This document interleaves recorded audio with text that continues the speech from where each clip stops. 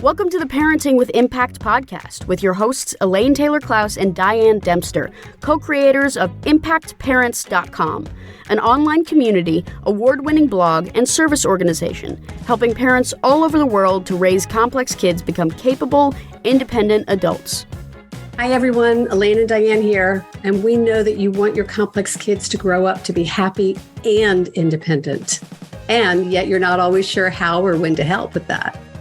In this podcast, we'll encourage you to collaborate with all kinds of complex kids and support them in navigating life and learning. And we'll interview leading experts from around the world, as well as parents in our own community, talking about how training for parents actually helps these complex kids. We'll talk about the issues we hear parents struggling with all the time and how a coach approach can support and empower your amazing young people. We won't tell you what to do. We're going to help you figure out how. So let's move on to the next conversation. Welcome back, everybody, to another conversation in the Parenting with Impact podcast. I am really excited to have this conversation today. We're going to have some fun. Our guest today is Dan Clark, and he is if I recall correctly, because we don't do bios here, they can read that in the show notes. You're going to tell us in a minute, but he's a teacher turned teacher, right? In a way, really working with complex kids in terms of technology and using technology for its greatest good with young people. Is that a fair summary?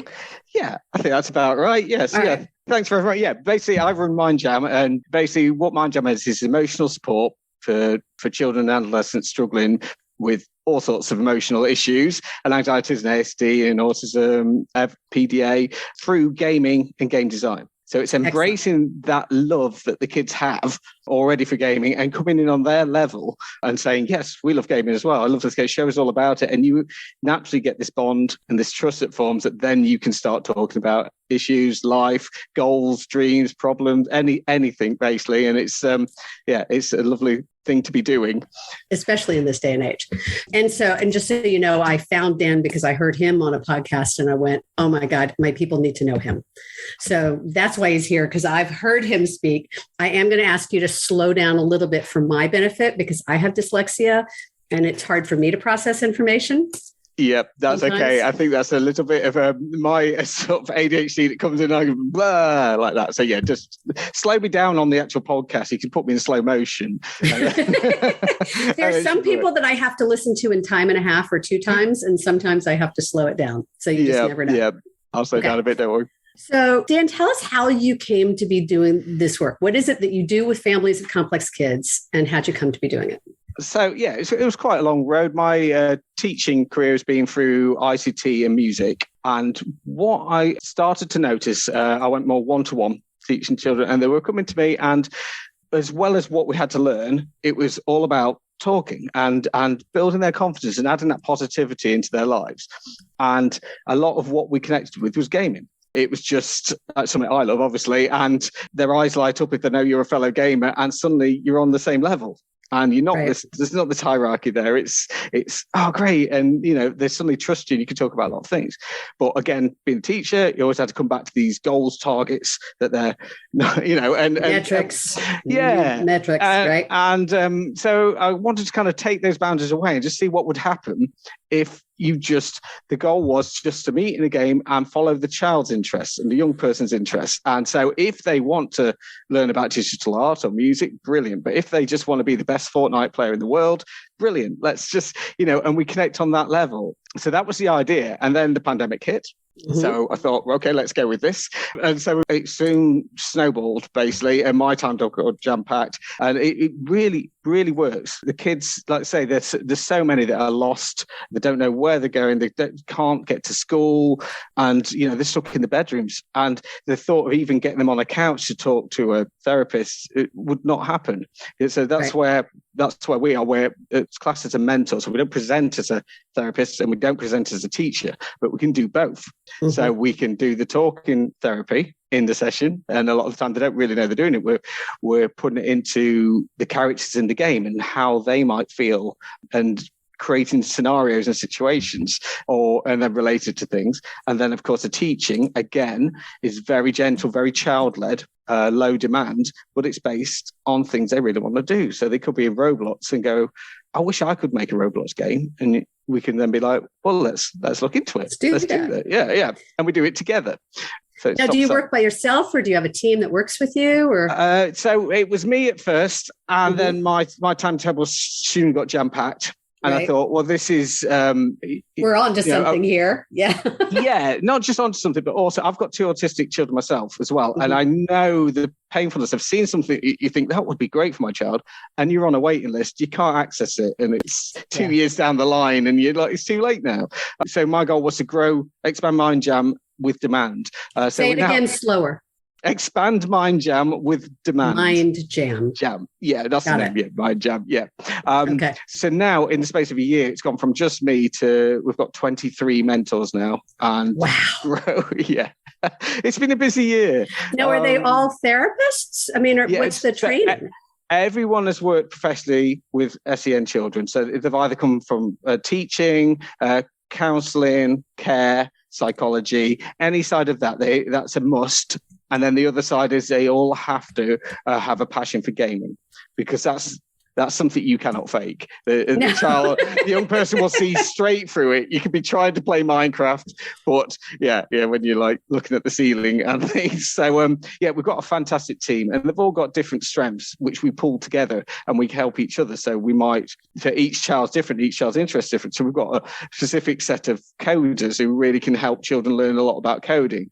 And then we've got a set of animators who, because the whole gaming world, when you think about gaming, I think everybody thinks coding, but that's just a tiny side of it. It's games have like lush music throughout it. They have storyboards, a lot of writing, a lot of scripting. And then there's also all the graphic side of it. There's all the animation, there's all the character designs. There's so many different places that people could be. And so we kind of, show children and young people that their future could be in the games industry, or just utilizing that passion in computers and the skills that they already have to see other goals like data analysts or, working for Google, Amazon. There's so many opportunities out there.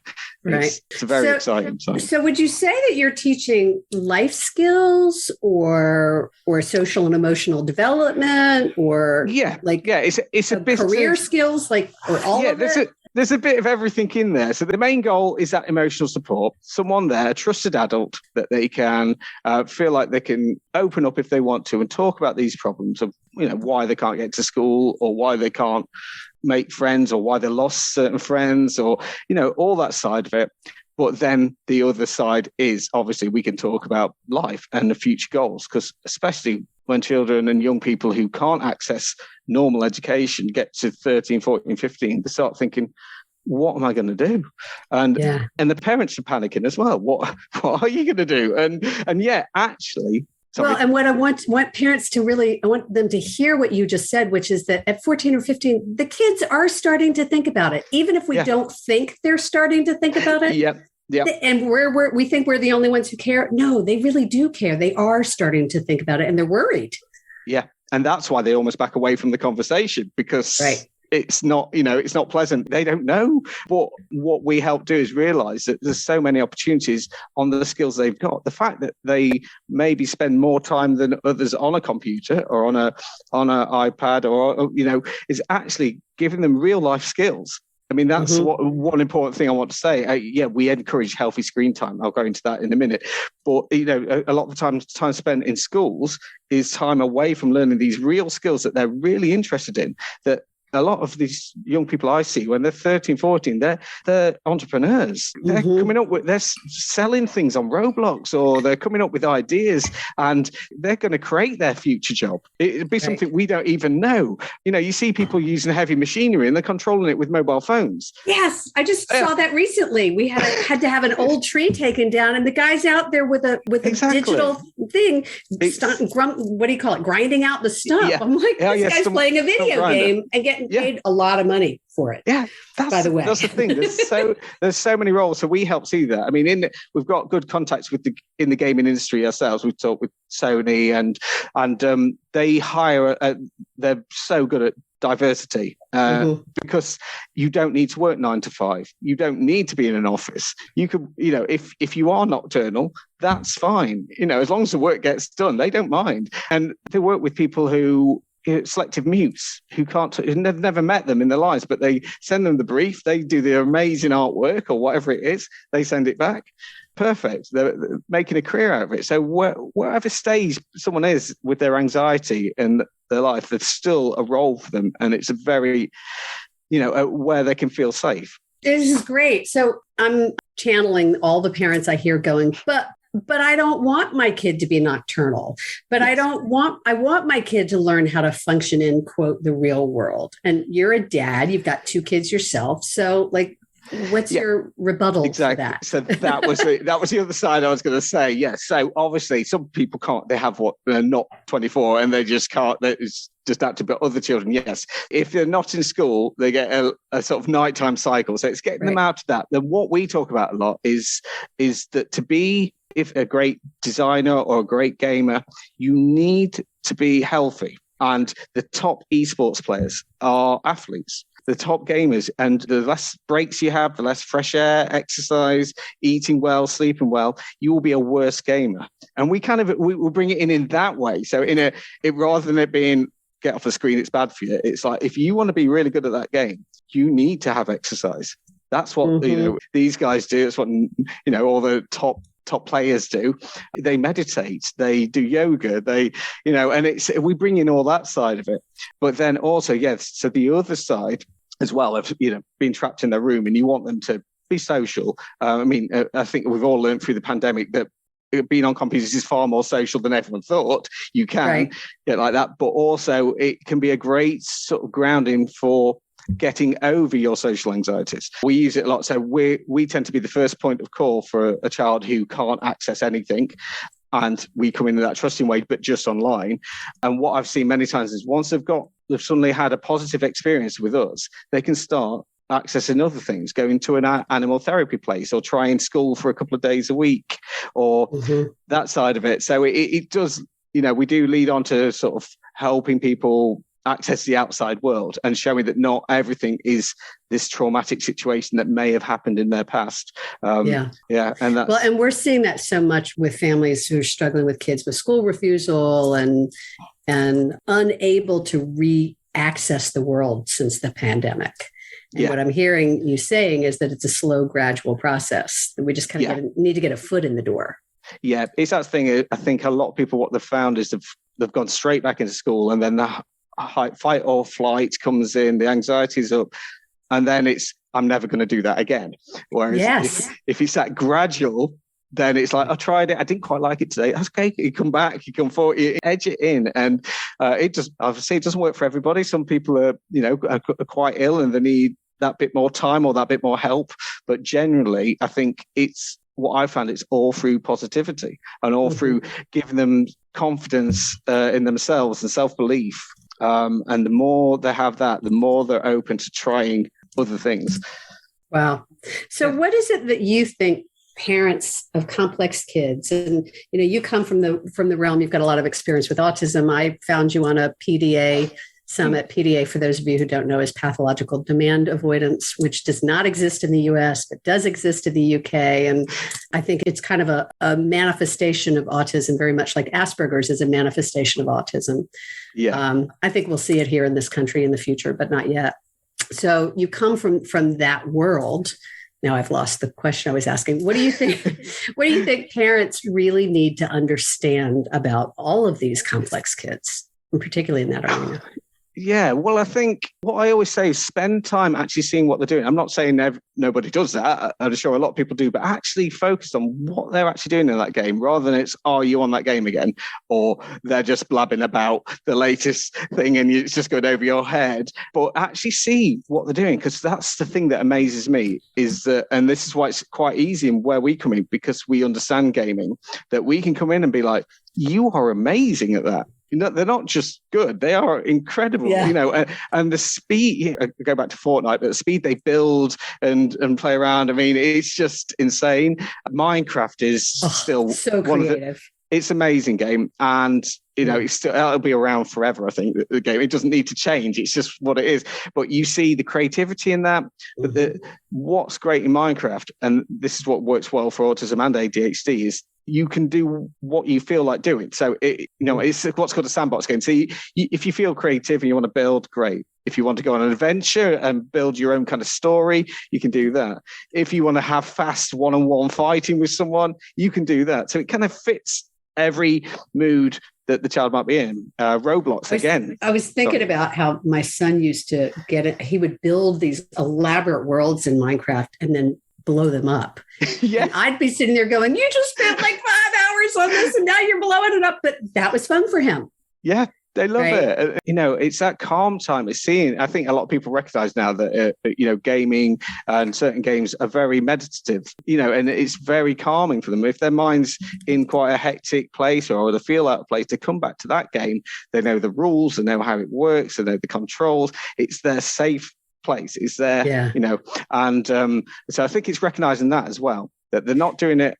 Let me just ask you a quick question. Maybe it's a quick question. You said a sandbox game. And so now you've got me curious about, what are the different classifications or categories of games that parents might want to know about? Yeah, so the sandbox game is your creative game where basically you can make things, you can do basically what you want. You're playing with it like you would play in a sandbox. So you play how you want to play. So that's your Minecraft. And there's lots of other games. There's a wonderful thing on PlayStation called Dreams. And that is kind of a sandbox, but also you can build your own games in there as well. There's I've got this one child who's so smart, and he plays with one, what's it called? Powder toy, it's called. And you've got all the elements in there. And he built a nuclear reactor in it because you can just build it. But he found out how to do it himself, and it worked because he can test it and see if it would blow up the city or whatever. And a lot of people would be scared of that. Yeah, that's what I said. But I also like, oh my God, that's incredible. So yeah, you've got your sandbox games. Then you've got your action games. So you've got your the Fortnites. I guess you class Roblox as kind of an action game. I'll go into Roblox in a minute because that's something completely different. For your older ones, Call of Duty and all your shooter ones. And again, these aren't necessarily bad. And I understand if people are against violence and want to keep the children away from it, but the ones that play it, it's great for cognitive response. It's really getting that dexterity. It's proven, if you use that, you're quicker at seeing things and spotting things. And, and that's again, another thing I see is the speed that these young people can move around these games. And then you've got your sports games, of course. You've got your FIFA and football. I think you guys have, what's it called? Madden, American football guy. That's the one. Yeah, and huge on baseball. That's a great one on there as well. And you drive in sims. There's basically everything there. But what I've noticed now is there's a blurring of the lines. So even you get this in Roblox, you get this in Fortnite, you get this in Minecraft, where you can build your own games in that. So there's Fortnite creative mode where people are building completely different types of games inside Fortnite. And same on Roblox, there's this thing called Roblox Studio where you can build your own games. And it can be, any style of game. So you said you were going to get back to Roblox. What's Roblox? Yeah. So Roblox is an interesting one because I know a lot of children obviously play it, and a lot of parents probably just hear the scaremongering, shouldn't play Roblox, there's all these dangers. Now, yeah, it's what I would class it as is almost like a YouTube of gaming. There is, everybody can make a Roblox game and then release it. Now, they are, if they have to, now Roblox are very careful at assessing each game. Sometimes I guess something might slip through the crackers when we hear these horror stories of certain types of games. But understanding Roblox is, I think, especially for ADHD, which my son has, it's really good because there's so many different games. So it's like, plays that for 5 minutes, right on board of that next one. And it really satisfies that.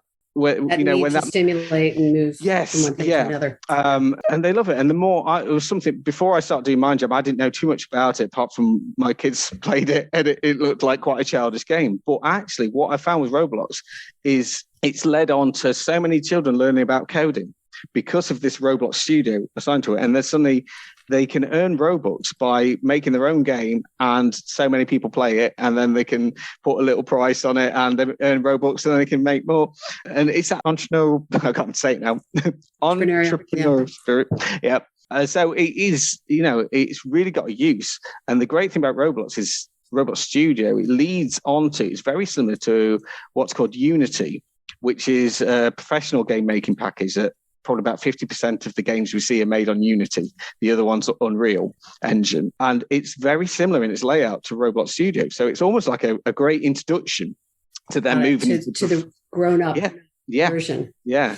Okay, so many questions and not a lot of time. I know. So 2 things. One, we haven't mentioned, but discourse. Where does discourse fit into all of this? Discord, yes. Now, yes. Discord is, again, it's another it's a communication platform, but probably about 90% of kids over 11 really use it. It's supposed to be 13 plus because, again, it's got a lot of, you can find groups. And it's based on the interests. So what is great is if your child or young person has got a really specific interest in trains or some form of manga or anything, you can find a group of like-minded people who all love it. That you can talk about. My daughter, she's 15 now, and she's made a lot of her real good friends around the world through Discord.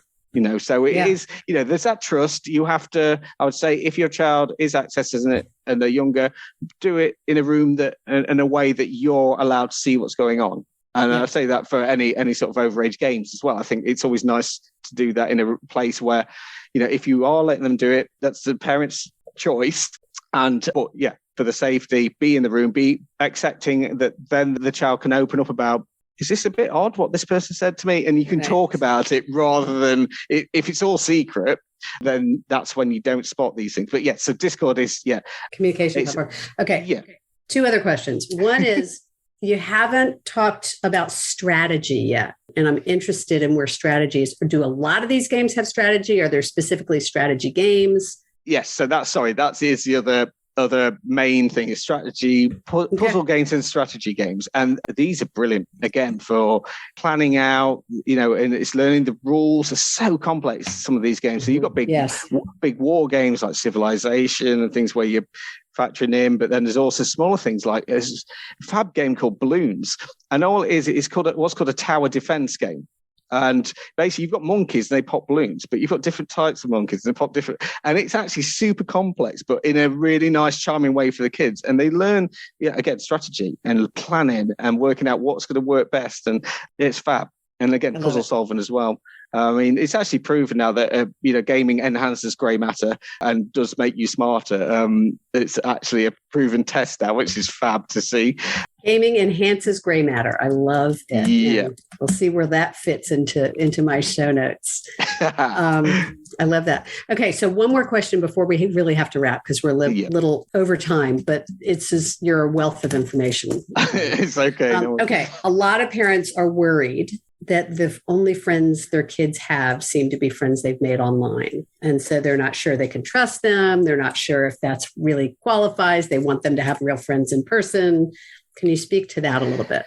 Yeah, I mean, I understand. I think there's 2 sides to that. There is, I've been a parent myself. I've seen it. My daughter was struggling really badly a few years ago and couldn't get into school, and they, couldn't really leave the house. And that was somewhere these were her connections to the world. So in a way, that's a positive thing, isn't it? But again, especially for the younger ones, being a way that you're allowed to see the conversations, in a way, I think. But yes, we all want physical contact and learn those social skills of actually talking to somebody. It doesn't necessarily have to be in school, does it? But it's just learn that. So building towards that. One thing I've found really good for the slightly older one, for over 13, virtual reality. Mm-hmm. It's huge. Oculus Quest now is so accessible and so easy to use. There's this game, I would only recommend it for over 13s, called VR Chat. And I've just because I've seen it firsthand with a few of my students and with my daughter. But basically, you're in the world, and all it is it's a game where you can wear your favorite avatar. So you could be, cartoon hero or gaming hero, and then you go to a different room. There's themes on, I don't know, Five Nights at Freddy's or on any sort of game, Minecraft, there's Minecraft rooms, there's all sorts. And they're meeting people and you're chatting and you're having a laugh. And it's from having a daughter who was almost mute to suddenly hearing her talking to people. It was like, it's this amazing. Really works. Yes, you've got your safety, you've got to have your security there. So we always had her do it in the same room that we were sat at, so we could hear what was happening. And a lot of these now have real good, you can mute people straight away, you can ban them straight away. So, there's that side of protection as well. And then I've seen that confidence come to them wanting to then meet people. To then be able to apply it. Yeah, join a club, again, the gaming just leads on to more friends from gaming. So I don't know how it is in the US, but we have quite a few little youth clubs, they're called. And, it'll be gaming nights and things like that where people will bring in their VR or their Nintendo Switch and they'll play together. And I know parents are hearing that and going, but I want them to be with each other. And this is their way of being with each other. Yes, right. Yeah, we have to understand that this is a new realm and a new world. And that if they're connecting with other humans, to look for the positive in that. Yeah. And I've found that it does, I'm not say go to complete free screen time, but if you give them enough screen time, they will get to the stage where they're like, I'm going to do something else. Yeah. And they do it with their friends as well. And if they've got a friend around, especially when they've got confidence around that group of people, they'll be like, let's go and play on a bike. So let's, and do something else. Yeah. All right. So there's more I would love to talk about, and we really have to wrap this up. Because we didn't even talk about Dungeons and Dragons and that whole world, no. Really. Oh, we could go off on that now. Right. No. We can't. Maybe another conversation. Maybe. I think that's why I talk so fast, to get all the information. Get it all in, right? So tell people how they can find out more about you. Where can they? You said MindJam. Yes, it's MindJam. So it's mindjam.org.uk. Now we're based in the UK, but we offer sessions all around the world. Digital age, we're not restricted. So we have students in the US, Canada, New Zealand, Australia. So do get in touch if you feel that this might be right for your child. And as I said before, I am growing with demand because I think people see this and go, yes, this is it. This is what I've been needing, and what they need to make that first step. And I don't want that to be inaccessible. When we first started, when the pandemic first started, my middle kid was in college or just graduated from college. And one of her friends whom I knew and trusted greatly had started a D&D group for teens or for middle school kids. And I was promoting it because I wanted parents to know that there was a safe place for their kids to be with somebody who they could really trust to steward them in this world in a safe and conscious way. And I really want to acknowledge that what I see from MindJam is that we're in the world of gaming and we're doing it consciously and intentionally and mindfully with an eye towards learning and enrolling kids in their full life. Yeah, that's basically what it is. That's a point I meant to make, actually. We talk about the social etiquette as well and how to conduct yourself online, how to deal with toxic players and how not to be toxic yourself. We have a lot of children that have had bad relationships online, and sometimes it's come from them, and it's just a learned behavior because it's not taught. Taught. And so I think it is really important. So we really promote, I think if you come on the same level as a child, then they're going to listen to you more than going, beware of the dangers. It's evil. And they'll be like, they'll do it in secret, if you're not careful. So if you do it in an understanding way, I think you get more rewards from that. Yeah. Agreed. All right. So we have to wrap. Yeah. Anything else we haven't touched on or anything you want to highlight that we have touched on? Just the main thing. I think if you want to, it's watch what your child's doing. Have a look at them. If whatever game they're playing, their favorite game, or even play with them. And, you might not be a gamer, but have a go. It might be such a laugh. Or, they'll probably be head in hands. My kids love to see how bad I am. So yeah. So really engage with them and get curious. I would offer to parents, get curious about what is it about the game that is interesting to them, because that's an insight for you as to how they might apply it in their life. I know we're running out of time, but I just wanted to say, it's also that understanding of online games that they can't be paused. And so you might have a lot of meltdowns because you said, come off, it's time to come off. I told you, 9 o'clock or whatever it is, you're off that. And then you turn it off. And the fact is they might be either winning that game or they might have had an awful game before and they're trying to make up for that.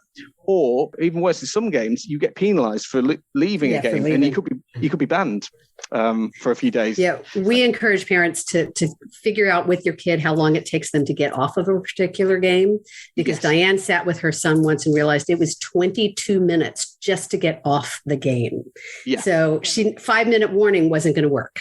No, you have to set that realistic timing process and get them thinking, we've got to leave the house. Then have you got time to play a whole match, and that side of it. Yeah. All right. Favorite quote or motto to wrap us up? Motto. There's loads, but I liked failure doesn't mean game over. It means try again with experience. Ooh, failure doesn't mean game over. It means try again with experience. I love that. Beautiful. Dan, this has been a pleasure. Thank you for talking a mile a minute and getting all this stuff in here. No, thanks so much. We covered a lot of ground. Yep. I appreciate what you're doing and look forward to collaborating with you further. And to those of you tuning in, listening, what you're doing makes a difference. Learning about who your kids are, what makes them tick, and how they function in the world is a huge part of supporting them and becoming the amazing adults they have the capacity to be. So thanks for being here, for checking it out, and we'll see you on the next podcast. You've been listening to the Parenting with Impact podcast with Elaine and Diane. For more information on the Impact Parents community or to join Sanity School for Parents, please visit impactparents.com. If you like what you've heard, please share this podcast with friends who need similar guidance and subscribe wherever you listen to podcasts. For the essentials of Elaine and Diane's coach approach to parenting, download a free tip sheet at impactparents.com/podcast. Behavior therapy training for parents is actually recommended as a first-line treatment for complex kids. For information about Sanity School, our training program for parents or teachers, which has helped thousands of families around the globe, visit impactparents.com/Sanity School.